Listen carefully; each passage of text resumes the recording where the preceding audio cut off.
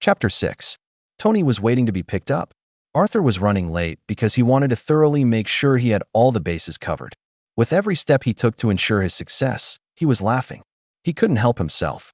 On the ride down, he was going to get Tony worked up into such a peak emotional state that anything that happened before, during, or after their meeting would be to his benefit. His all-star was wrapping things up in the city.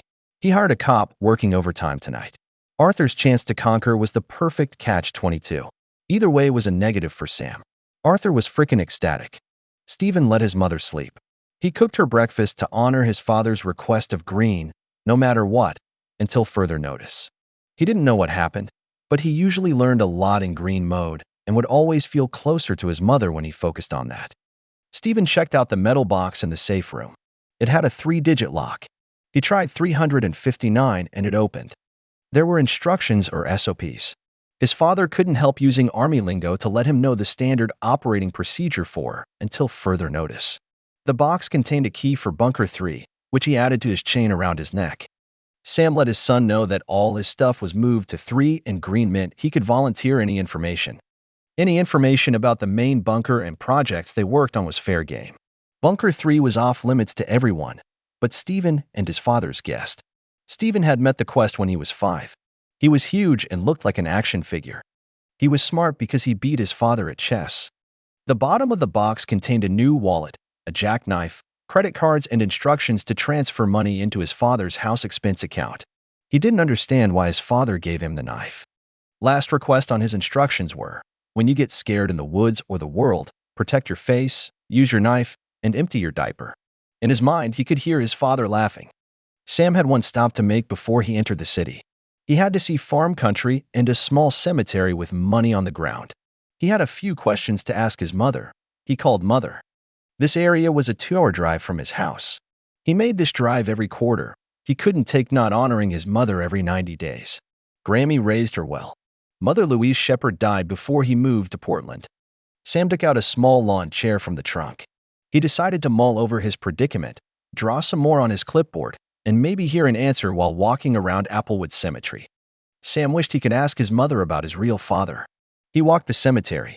He imagined his mother saying, "Ace, I'm not here to hold your hand." Sam's real father left her before he was born. The mother met Max Kane and Grammy decided to name him Sam. Sam's future plans hinged on his next company, Jill's decision, and the information he would get in town and from his grandmother. Farm country was no place to be in a pink shirt, but Sam knew it would draw attention to him, because he was going to invade the space of some old farmer fuck with an attitude. A person that knew everything in this town who would eventually have rapport with Sam and laugh his ass off. It was a tall order to accomplish, but something he did every day at the firm. Sam entered the local saloon. Who the fuck owns that junky, heap of shit motorcycle out front? The farmer said, who the fuck's asking, you gay-looking bald fuck. Sam walked up to this petrified old guy with long hair and half-inch ear gauges. He was an anomaly with big holes in his ears and weighed about 230. Sam took a quick look at his weaknesses, just in case. Enough about the bike. I came in here to play pool with the cocky motherfucker who owns that bike.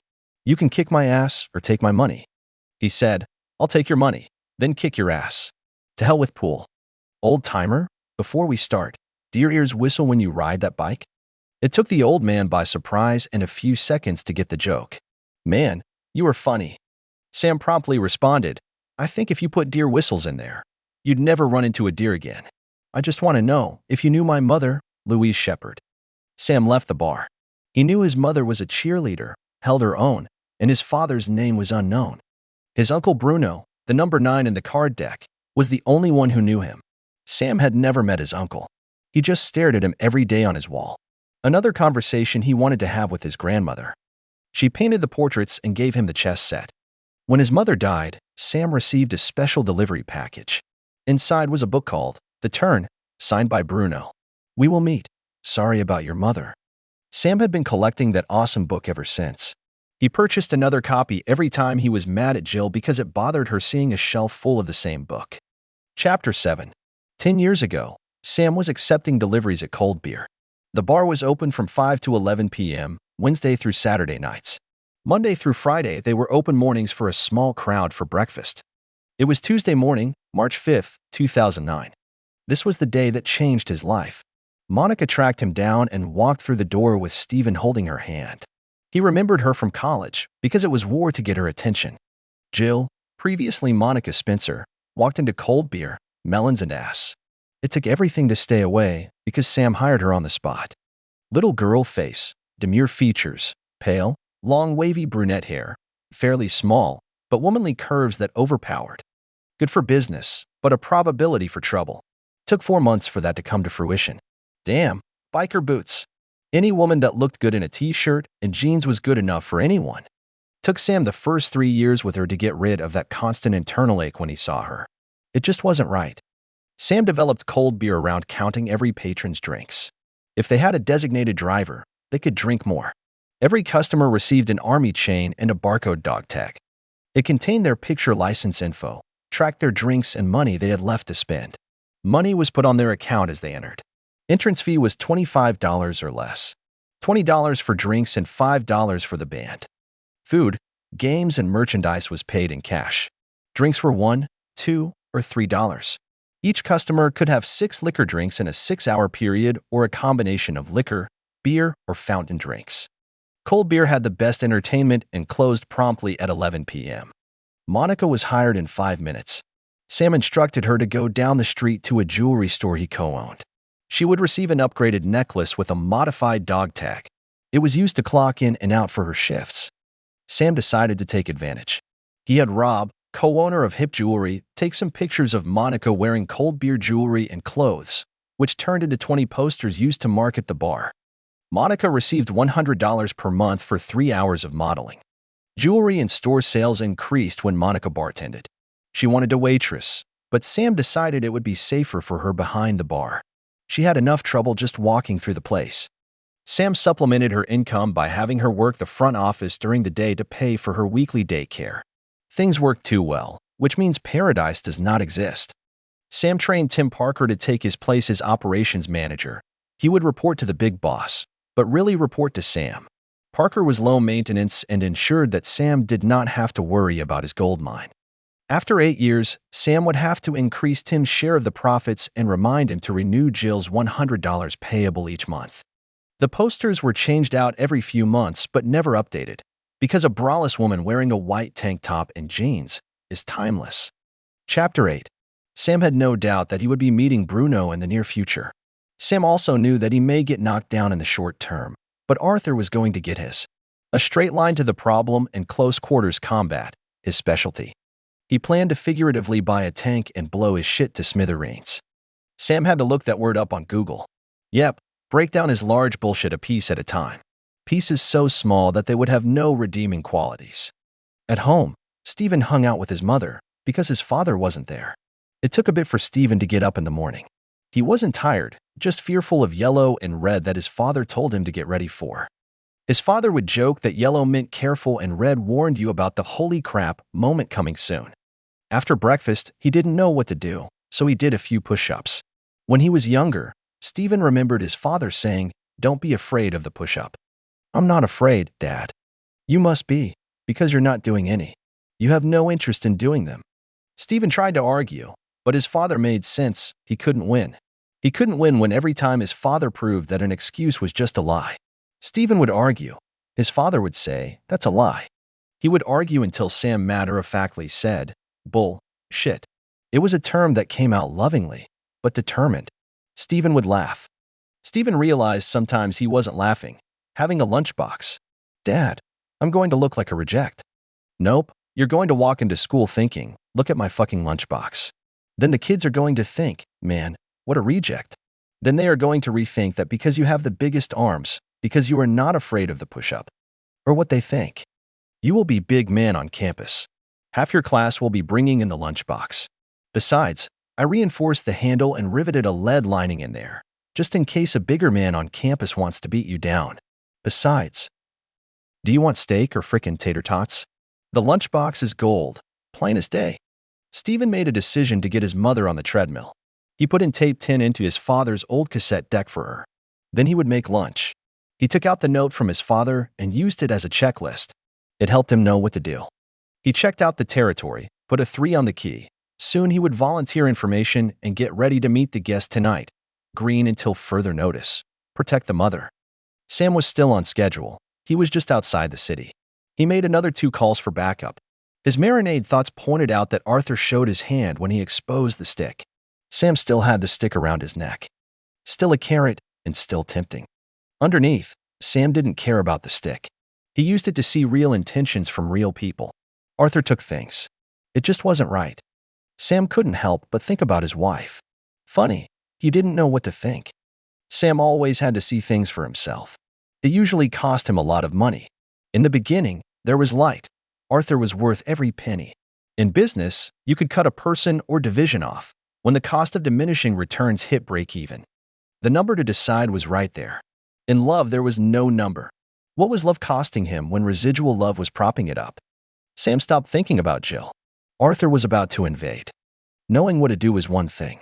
Knowing how to do it and be flexible was another. Sam was moving. Action always produced an answer. To get a specific outcome would take several different camouflage nets, each net covering an action while adapting to a calculated move that would be decided from the third variable, human nature. Unconsciously, it didn't matter what action his enemy took because there was no physical objective, just intel or intelligence of the hidden agenda from known and unknown sources. In business, Sam used the same variables to figure out the combination of price, labor, or equipment to be successful. Sam tried to keep physics out of the equation. He had a hammer in his bag, just in case. His grandmother would always say, use the right tool for the job. Sam thought, use a hammer as a last resort. Jill felt better after lunch. She had Stephen to herself, a meal at the table, and he was so excited telling her about the project Sam and he had been working on. She laughed when he explained about putting internet in his Buick. Why internet in a car? When he has a phone? Mom, he always has a reason. You know that? I just don't get it. Mother, a phone can't really do what a laptop can do for his job, and his main reason was to use Alexa during your anniversary dinner. It was sweet learning that. It was sweet, but she started getting angry thinking about his BMW and the expansion on his external office. Stephen, I will be right back. 15 minutes. Jill drove down to the storage unit, pulled out her key, and entered a big empty space. She saw the Buick, some weights, and a fucking pink lunchbox in the middle of the floor. She couldn't help herself. What the hell is this shit? Jill opened the box. In some foam padding was the gift she gave him at their dinner. A gold-plated 2.5 pounds weight she had made from a weight he never used. Sam must have had someone make the foam insert, because the weight fit in perfectly. Jill pulled out a note. Jill, I used to be able to walk right up to you. This perfect box is me and you together. I gave you everything and you spit in my face. For someone else's money. I get a brick wall from you in the middle of a desert. Arthur, I forgave you. Now you move to stealing. There is no excuse, because of your past, just a lie. Jill set down the pink lunchbox and walked out. She was crying and upset. Stephen wondered where his mother had gone. But here she was coming back. He guessed this is what red looks like. He was feeling it. Arthur received a call from Jill. I need that stick and where's the rest of my money? Arthur yelled, we agreed Monday, and honey, there was nothing on the stick but gibberish. So, you either get the right stick or you give me my money. Jill said, I took it from his neck. I need the stick back before Monday. And I want. Quit telling me what you want. You'll get what I decide to give you. Now hold tight, till we figure out what happened. As far as Arthur was concerned, it was over until she left Sam. Chapter 9. Sam arrived in the city and parked his car in hotel parking. He was 4 hours early. He grabbed his bags and walked toward the elevators. Something wasn't right. He turned around. Nobody was there. He walked back past his car. Still nothing. He decided to press his keys a second time to lock his door and start his tail light cam. In the lobby, Sam used his cane influence to reserve and decorate one room and a suite. The decorations included several hidden cameras. When he was done, he checked into his own room. He let the front desk know that his room was one occupancy and not to disturb his room for any reason. No guests, cleaning, or room service. Sam grabbed his garment bag and went up to his grandfather's suite. They talked for 2 hours and helped each other put on their suits. Sam Sr. was on board and made sure his phone was charged after Sam downloaded software onto it. Sam stopped in his room using the stairway. He checked his server from his laptop. There were files sitting there. He was happy that everything was working. Arthur arrived with Tony in tow. The hotel room upgrade happened easier than he thought. He needed the room. Sir, can I help you with anything else? Yes, please. Has Sam Shepard checked in yet? Yes, sir, he has. Arthur asked. He's in room. I'm sorry, sir. He has restricted that information. Arthur said, I'll have the same. Sam and his grandfather walked in together. The meeting was set in the ballroom of the hotel. Sam wanted to make sure Arthur caught him with the old man. He made it a point to help the old guy and pull his chair out for him at the main table. There were ugly looks from table number 2. Sam's firm was spread out over 15 of the 30 tables. Arthur and Tony just happened to be next to his table. Sam sat at table number 3. He could never understand Arthur wanting to continue with cane stock after his grandfather blackballed him. Maxwell, his father, decided to use Arthur's experience to start another New York firm. It had worked out well. Sam and Arthur just had some personal problems to work out. Sam took some deep breaths to calm down and think clearer. Arthur seemed to look comfortable. These past 5 years, Arthur worked hard to redeem himself with the Kane family. He wanted legal money when he could get it. Sam made the firm excel, but Arthur knew he needed some illegal help to rid himself of Sam and leverage his sales numbers. Arthur wanted to do just enough to shame Sam into being fired. He agonized watching Sam go from struggling to making it look so easy. He hated hearing the laughter from happy clients the most. As Arthur was being served the main course, the waiter handed him a small invitation envelope. He slipped out an embossed card with Kane on the front. It was their standard thank you card. He read the inside. Arthur, asking nicely goes a long way. Drop this baby shit and we can build this empire together. Sam. Arthur looked directly at Sam. Sam stood up and gestured a fist bump. Arthur threw down the card. He wasn't going to give him shit. Sam didn't hesitate. He walked toward the exit. He stopped mid-stride.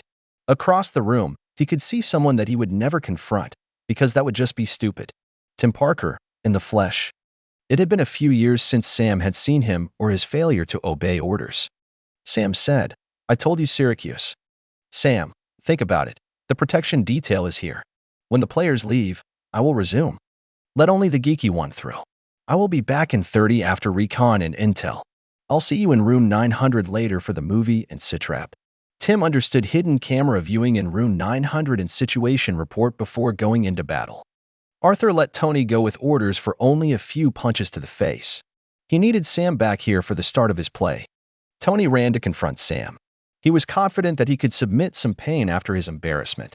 He'd won Golden Gloves 1 year. As Sam entered the hallway, he received a text from Jill. She said she was sorry.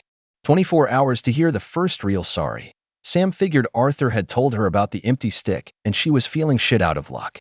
Sam had no doubt that Arthur didn't volunteer the information that he knew where the stick was. Sorry didn't mean a thing without further testing. Love was such a crazy thing. In the beginning, Sam just trusted her. Manipulation and lying was a daily thing with Jill. Sam just wasn't aware of it. It wasn't necessarily evil, but it didn't build a solid relationship to work with. Sam texted back, You are a pea in a pod. Arthur hasn't backed off either. Why don't you just pick the side that loves you? Sam heard it coming, a hammer fist to the back of his head. Right before impact, Sam moved his head slightly to avoid the full blow. As he turned around, Sam received a good jab to the face. The thing to remember in a fight is a millisecond after a punch, you react instead of recover. Sam moved in and wedged Tony's punching arm between their heads. He put in a tight headlock and pulled Tony backwards and bounced his head off the hallway rug. Sam gave him a few seconds to think about that after he flipped him over and stepped on his neck. He took off his black military adjustable belt. He threaded the belt through the buckle and looped it around Tony's right wrist. The trick to the hog tie is to leave the buckle unlocked. It tightens every time they moved. Sam wrapped the belt around Tony's left ankle. 2 wraps diagonally across the body was effective. Sam threaded the belt through the original loop and pulled tight. The result was a trifecta of tightness. The arch back was the fish out of water effect. Sam stood up and threw his 180 pounds frame into a leveraged elbow into Tony's rhomboid major back muscle. Tony, you listening? Fuck you. Good. Giving you one last chance to back off. You invaded me. Fuck you. Sam stepped on the side of his head and the edge of his ear. That would hurt. Sam yelled, If you return to the ballroom, you will regret it. Go to Penn Station across the street. I will reimburse you for a ticket. Go back home. You let Arthur and I hash it out. I can't. You will, or it will be fucknut Sunday for you. Chapter 10. As a lawyer, Leonard knew he could do anything. Sam hired him because they were friends. Sam couldn't do the ugly stuff to retrieve money. It was the best of both worlds for Leonard. He would get money from Sam, and he would always extort extra money for himself. Leonard worked his day job in Kansas and did side jobs for 5 different CEOs around the United States. Sam gave him his first taste of opportunity and helped him become unstoppable in defending himself when the job became physical. To this day, Sam always backed off when it got too rough. It had been 4 years of doing jobs for Sam. Funny how a little side job can change your life. A change that would have everyone fighting against each other and eventually open a floodgate of cash from 2 of Sam's businesses. He put Sam, Arthur, and his new hire, Steve Stevens, in the same gang. Steve was Jill's ex, Steven's father, while Sam and Steve hated each other. Once Steve found out that Sam's woman was not dead, Sam would be dead or in jail. Leonard could run companies for Sam forever. He could play the game all day with these 3 stooges. Sam went to his room and packed his bags. He took the elevator up to room 900 and hooked up a tablet to the equipment he installed in this room and the suite. Both rooms were covered because he had a funny feeling that Arthur would not be happy with a regular room. Sam remotely checked his server. Dozens of files appeared. Good, backup and proof.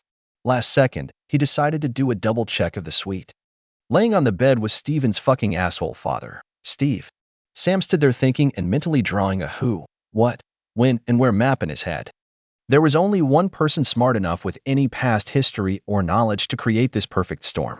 On the back end, Leonard had violence from Steve and a couple of pawns moving emotionally with Arthur and Jill. Leonard thought he was immaculate in his planning. He had grief from Arthur against Sam, unhappy Jill against Sam maybe, and a huge distraction for everyone, and Steve the loose cannon to create upheaval. It took Leonard 3 days in the city to enlist Steve and drop a few names to find Steve's hidden agenda. He had one, because Steve's bank account was too hefty for his own good. Leonard was the only one who knew Sam was a Kane. This knowledge became easy access to the Kane Empire. It took only 9 months for this to solidify. Arthur just called him last week to ask for his help in getting Sam arrested. Another $25,000 went in Leonard's bank account. Arthur was paying him for his plan. Beautiful, Sam's putrid-looking luck was going to end. Sam imagined Leonard taking everyone's money and having a small vacation of wine, woman, and betrayal in the city. He would have to assign Tim a week's stay at the bunker. Leonard would have a backup plan. Sam carried his bags and exited the hotel to look over his car in the parking garage. It had been 5 hours since he parked. From one of the bags, Sam took out a rubber pad. He used this to kneel on. He took a selfie stick and phone to take about 30 pictures of the underside of the BMW. He then popped open his hood a few inches from a remotely installed switch for that purpose, because he didn't quite trust opening his door yet. Sam reviewed the pictures. There was nothing.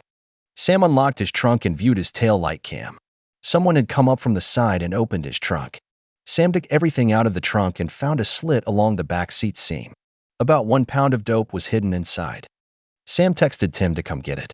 He loaded his bags and grabbed 2 small bags. Arthur finished his steak.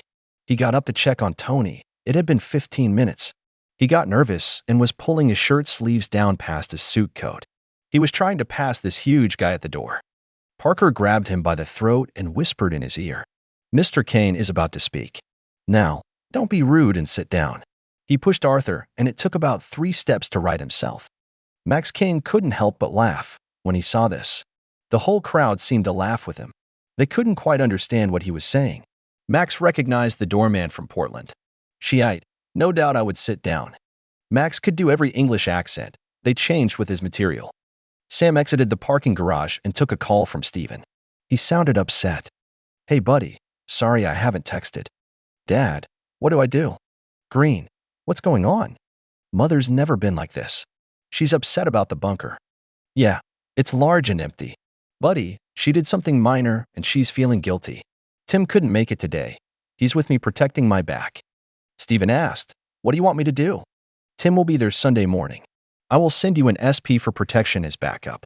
Sunday morning move everything back to the main bunker." "Dad, she took my stick." "Good, green is green. Nothing on it.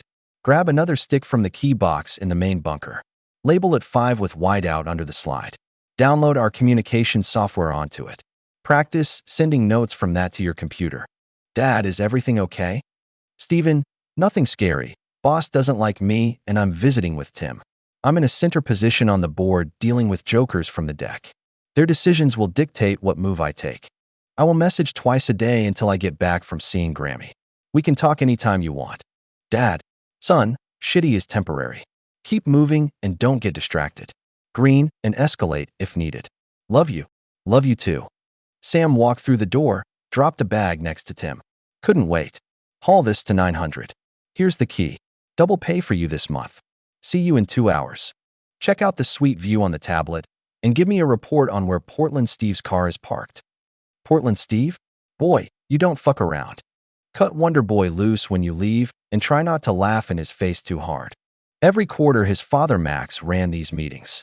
They were scheduled to have fun, get motivated, and to hand out well-deserved commission checks and bonuses. Each salesperson and manager was given a stipend to attend. Every person made this meeting, except Chris. Sam was glad the boy smartened up. He may let him slap Arthur across the face a couple dozen times after his probation. Sam was looking forward to a $150,000 bonus check. Out of 12 offices in the States and Europe, Sam's firm was rated in the top 4. They were the most improved in the last 2 years and had 1 more year of probation before they would be considered a company player. Sam finished his steak as his father was introducing the king, his grandfather. It is my pleasure to introduce the chief and founder of Kane Stock, my father, Samuel Kane. Sam Sr. stepped up to the microphone. Max, enough said. I'm retiring this year. Regional and company promotions will happen this January. The list of candidates are Max Kane, Arthur King. The list was read and the last candidate for promotion was Sam Shepard. Sam could almost hear Arthur say, "What the fuck?" On that note, Tony sat down next to Arthur. 12 division heads introduced their teams, highlighted their year, gave awards, and handed out the money. Sam's grandfather strolled around congratulating everyone. The last division head was Arthur. He announced their 4th place as a company this quarter. He gave out 2 awards and handed out the money, but he purposely missed congratulating his top performer. While Arthur was talking, the king slid a piece of pumpkin pie on Arthur's chair. Max took his place at the podium. Sam opened his envelope and his check said $1. Max said, "Shite, I think you missed something, Arthur King." Arthur looked up at Max. "I would like to present the award for the top salesman of the year, Sam Shepard." Sam stood up as Arthur sat down. Sam walked past Arthur, gave him a slap on his back. "See you at 9 in your suite. Be ready." Sam waited for Arthur's crew to settle down in their suite. He spent the time talking it up with half of the division heads. They wanted his body at their firms. But it was time. It was 8 p.m., 1 hour to D-Day. When Sam entered room 900, everyone present was quiet. Sam went over to the bag Tim brought up. He opened it and pulled out a smaller gear bag. While he was dressing, his grandfather said, "Sam, just let it go and fire his ass." "Gramps, this is bigger than Jill and Arthur. Jill has to choose." Arthur invaded. "Steve wants to kill me, and Leonard is just an evil fuck that will be dealt with. I have Leonard to set up, and I want us to be ready for Steve." Sam sat down to get Tim's situation report. While he explained Steve's weapons, Sam dressed in a special shirt and pants combination he put together for protection against small knives and brass knuckles. He added protective black underwear, boots, a military belt, neck wrap, a weightlifter's belt under his shirt, and a padded baseball hat lined with Kevlar. Sam had 2 hidden knives, a hammer, and a ball joint remover. "Gramps, you have your phone?" "Yes, I'm ready." Sam looked at Max. "Dad, you make sure he calls the exact second he needs to. Over." "Roger, but I need to see the Scotland Kraka." "You will." "Tim, here are my keys. Bag hidden in Steve's car and following in my car. He is probably taking me to the Midtown precinct. Please don't fuck that up. Tim, take off. You can use my gun and have it at the ready. Dad, text me the second Steve takes a shit." Sam went up 1 floor in the stairway. From the top floor fire door window, he could see the suite wing. He knelt down. Sam wanted to quit. He checked Jill's bank account. Still flush. She still had Arthur's money. There was no way Arthur was going to let this go, because he had too much invested into a plan to steal and break him down. Sam took a few deep breaths and thought back to the beginning. Sam was successful because he was doing the work of an absent owner. Eyes were off him, and he didn't have to explain why an impossible outlook was doable. He just did it. He sold clients on investing money or built a business, and his people would do the same because he was just like them. Sam's success at Kane was too visible. Money could not be hidden like when he was just an employee. 500 clients opened up an arena he didn't want to be in, but he thought 7 companies were big enough to bring out the hurt and murder. After today, Sam would have plenty of video and audio recordings. The simple players were in a checkmate. The red joker, Leonard, had to be led into the open, challenged, and broken at the ankles. Sam texted Tim with his instructions and sent Steven his SOP. Sam looked through the window. He thought that Steve wasn't very good at this. No one was in the hall. He probably didn't even know who he was going to arrest, which made his delivery to the precinct questionable. Sam heard a text on his phone. Steve is stinking up the place. Steve's knife on Tony. Dad, nice intel, you're getting the hang of this. Sam laughed and thought, mid-shit was not the place to be when the shit hit the fan. He picked up his hammer and tool. The good thing about a ball joint remover, it's the perfect door jamb to keep a door closed. Sam took the room card, prayed for no chain, and opened the door. Sam announced, knock knock. He immediately went to the bathroom door and slid the tool around the door knob and hammered it into the door jamb. Up the hall, Sam heard Tony around the corner. He looked directly across the room at Arthur. You going to let this go? Arthur scoffed. You were overpowered and you're gone. Nope, looks like I'm here. Sam slipped the hammer through his belt. Sam strode down the hall. When he detected movement, he would move. A movement from the right. Sam would take a half step and turn right a half turn. This usually made an opponent miss and brought them directly in front of him. They would be off balance and open to attack. Sam crossed the corner, saw movement, and turned. Tony's fist went by his head. There was the knife on his belt. Sam said sorry. He put Tony in the same headlock and did a backbreaker across his knee. No damage, just enough pain to let him know he was there. Steve was having trouble getting out of the bathroom. Sam faced away from Tony to give him a shot with the knife as he confronted Arthur. Sam turned his baseball hat around to have added protection for his neck and head. Arthur, you invaded. Last chance. Tony was struggling to get up. There it was, a stab to the weight belt. The fucker stabbed me. Sam reached down and grabbed Tony's ankle. As he was going down, Sam leveraged his leg for a kick. Chestnuts roasting on an open fire. Just as Tony landed, he was kicked in the nuts and then kneed in the head. Steve, he was almost there. Arthur shouted, enough. When Sam turned around, Arthur had a pistol pointed at his chest. Sam took off his hat and stuffed it in a zippered pocket on his chest. Sam grabbed the stick around his neck and threw it at Arthur. Just one of the things you wanted, said Sam. Arthur flinched. Steve was about 5 seconds from his escape. Arthur wasn't thinking. He dipped down to grab the stick. Sam calmly stepped on his hand and heard a snap. As Arthur stood up, Sam grabbed his gun. Sam had a firm grip on the gun and his finger while Arthur struggled. Arthur screamed and went into shock when a second finger broke. After that, something strange happened. Arthur's face looked like he was exposed to tear gas. Every mucous membrane in his face was pouring. Eyes, nose, and mouth leaking more fluid than you thought possible. Arthur could barely breathe, and his face looked like his skin was burning. Arthur fainted and dropped to the ground. Steve finally came through the wedged door and screamed, "Police! Hands up, you're under arrest." Sam turned around and said, "Steve." "What the fuck?" Steve yelled in disbelief. Sam Shepard, don't get excited. Chapter 11. Sam thought back to Portland. He was 1 week out from turning over the bar to Tim. Being middle manager and under the radar had its benefits.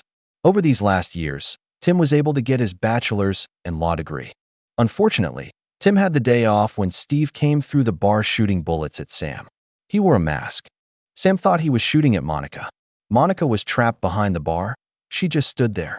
Sam ran in front of her as Steve shot him in the shoulder. Blood spray splattered Monica. Steve went apeshit when he thought he killed her.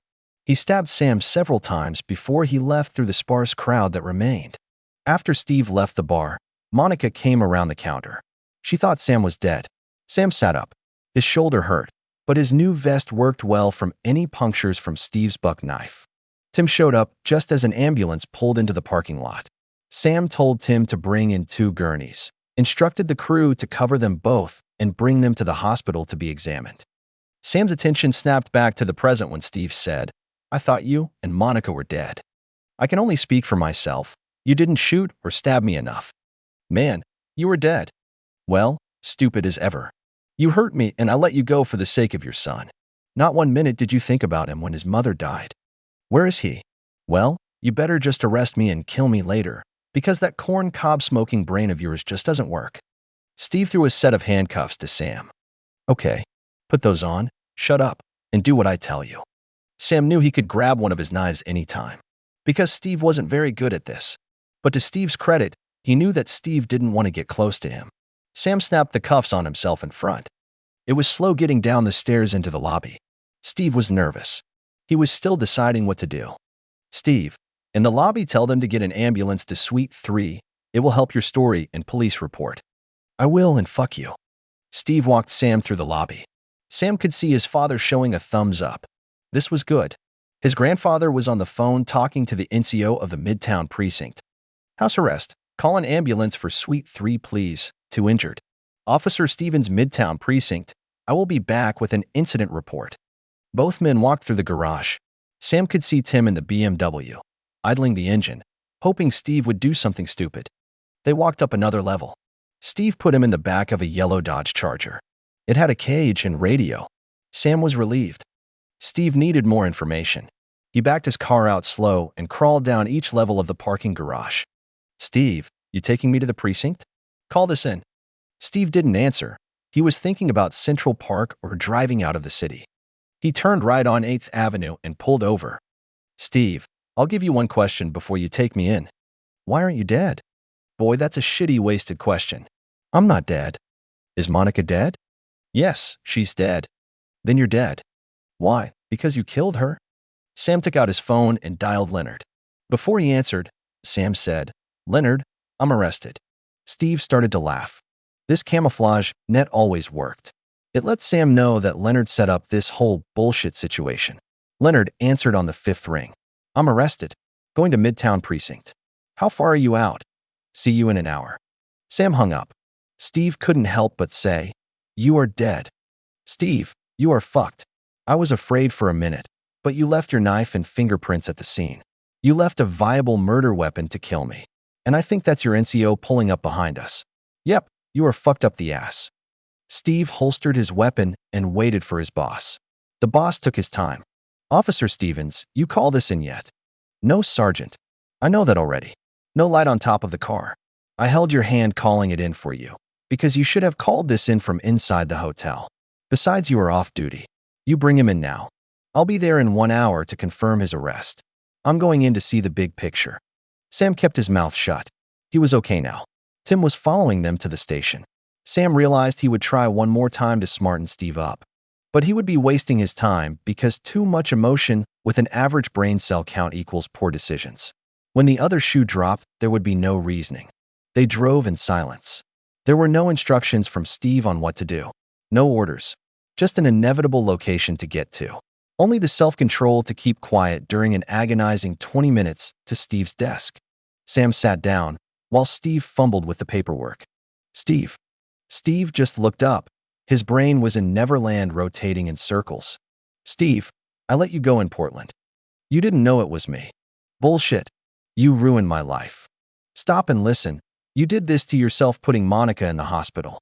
I only have a few minutes to smarten you up. How did you know? The only conflict in our lives was you. Camera outside the bar. The only person in the lot with a flannel shirt and his hair sticking up. And that brown stain on the back of your pants wasn't doing you any favors. Steve stood up. So Sam stood. Steve, I could have stabbed you many times in the stairway. We are here because I put you here. I am not educating you on all this. Your head is about to blow up. You will be on a mission and you will get hurt because all you see is money and what you want. Now sit the fuck down. Think your way through this. Sam sat down. Steve sat.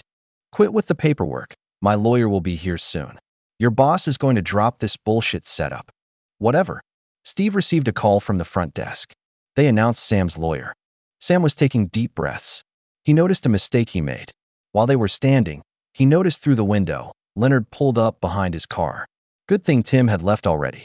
Sam gave Leonard a thumbs up when he looked up to the second floor. This was the turn. The big net that would show the hidden agenda. Funny thing was, they wouldn't know he knew.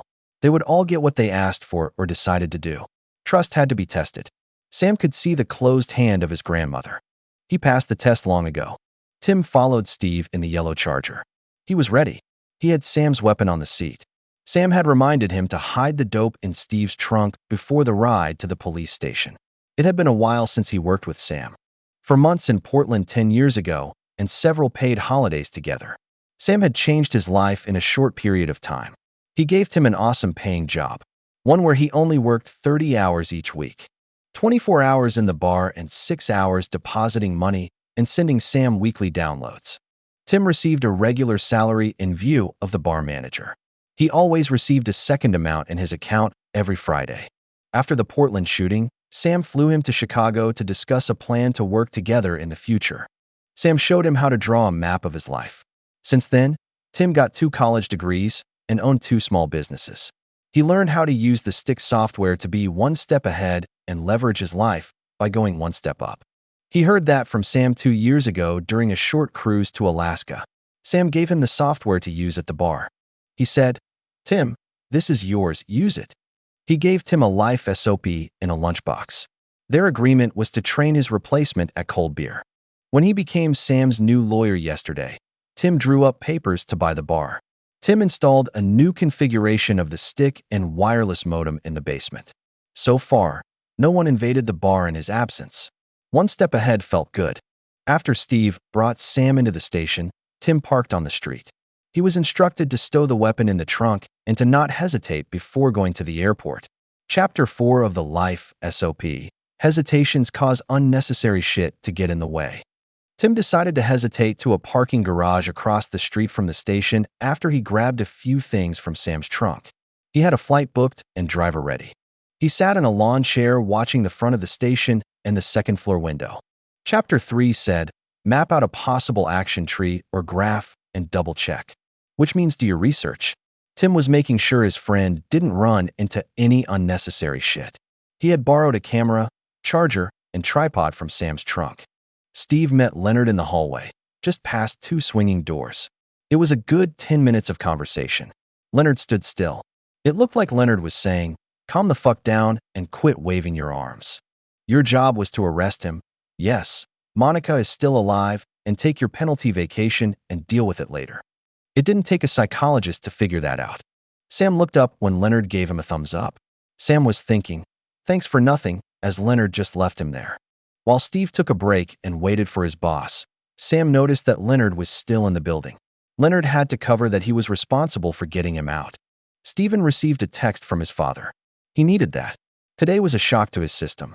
It started out well. His efforts were rewarded with awesome time with his mother. Then it turned. Steven didn't understand.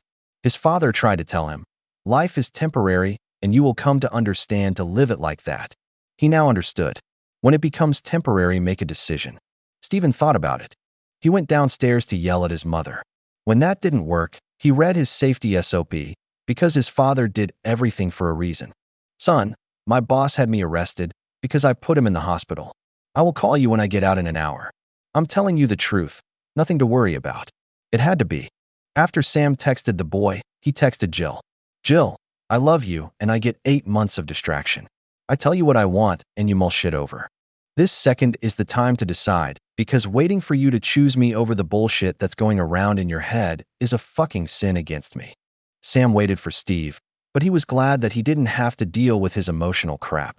Life with Steve was about to go good or bad. The gloves were not completely off, but Sam shifted his brain to deal with the stupid and the undecided. The NCO arrived and Steve left. The officer unlocked the cuffs. Sam, NCO Collins, quite the shit you have going on. Your lawyer and grandfather clued me in, and the other 2 refused to press charges. So, you are free to go. Believe me, Officer Stevens will be dealt with. Well, sir, I think he will fuck up his own life. So, Sam, what was the hotel thing about? They asked for it. A pre-Christmas jingle and nothing left but 2 middle fingers. Sam laughed. What was that? I'm dreaming of a black and blue Christmas. Nope, chestnuts roasting. It was funny at the time. Chapter 12. Sam left the precinct after he checked his digital recorder in his pocket and picked up another from the plant in the hallway. He met Leonard at his car. Sam said, thanks for responding so quick. Awesome. Man, good seeing you. You going back to Kansas? Yeah, I'll keep in touch. You have time for a drink. Next time, Steve's on the loose. I understand that. Your luck sucks when you run into him. You need help with that. Nope. Me and him are overdue. Good luck, I'm here. Sam left it at that. Sam watched him drive away. He checked his trunk for his pistol. He decided to walk north and look around. Just past a parking garage column, he saw Tim packing up the camera gear. Sam said, "Good hesitation, ring me up with that, and take that stuff with you." Tim heard. "Thanks, send those files. You were going to need that stuff.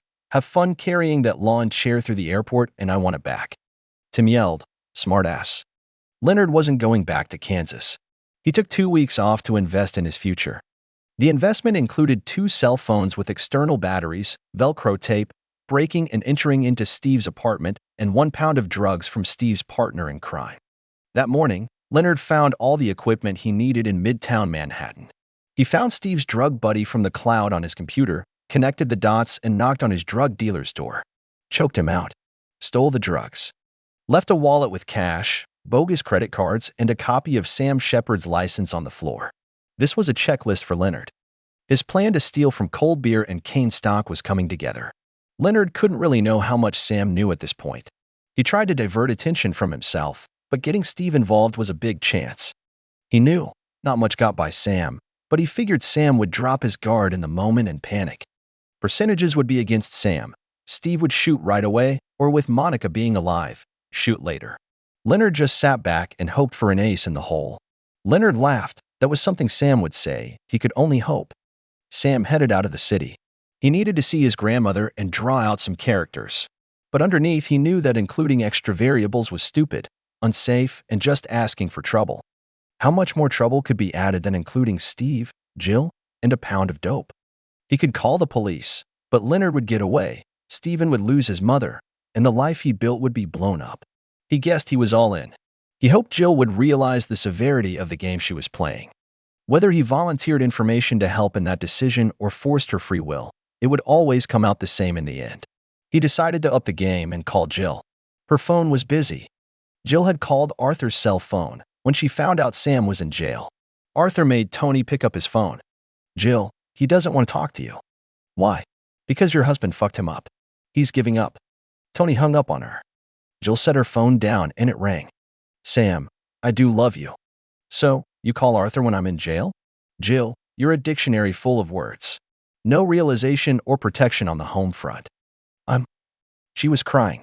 "I didn't want to see you fired." Sam was livid. "Just stabbed me in the fucking eyeball." "Was that call to give Arthur his money back?" Sam heard silence and said, "Get on your phone and transfer that $45,000 to my account." "You really still haven't picked?" "I gotta go." It was midnight. Sam was heading out of the city and Steve was halfway to Syracuse. Tim's flight went well. The lawn chair had backpack straps on the back and his luggage had wheels. A driver was ready for him when he landed. He arrived at the bunker and found the keys. Tim immediately drove the Buick to Sam's house and quietly into his garage. He set up the lawn chair just as the heat kicked on. He fell asleep because he knew Stephen had barred the doors according to the standard safety SP his father sent him. His double check was to set up the tripod, camera, and hit record. Sam had driven for an hour. He was conflicted because he had no real plan. Arthur didn't press charges, which was weird. So Arthur was contained. He pulled over at the next rest stop. In his head, nothing was making sense. For 10 minutes, he said to himself, "No matter what I do, Jill will make the same decision." It was 1 a.m. He texted her, "I love you." He texted the boy, "I love you. Tim will be there. Your real father is showing up today." 6 a.m. Start moving bunker stuff back with Tim. "Trust me." Sam gave up on keeping his wife contained. When Sam was recovering from his Portland shoulder injury, they lived in Chicago. He had saved Monica's life. They sat and talked all day and played with Stephen. After a few days, Sam got to work. He found her birth name and social security number. She was adopted early in her life. Jill Hall was abandoned to foster care as a 3-year-old in some state around Kansas. She used that name ever since.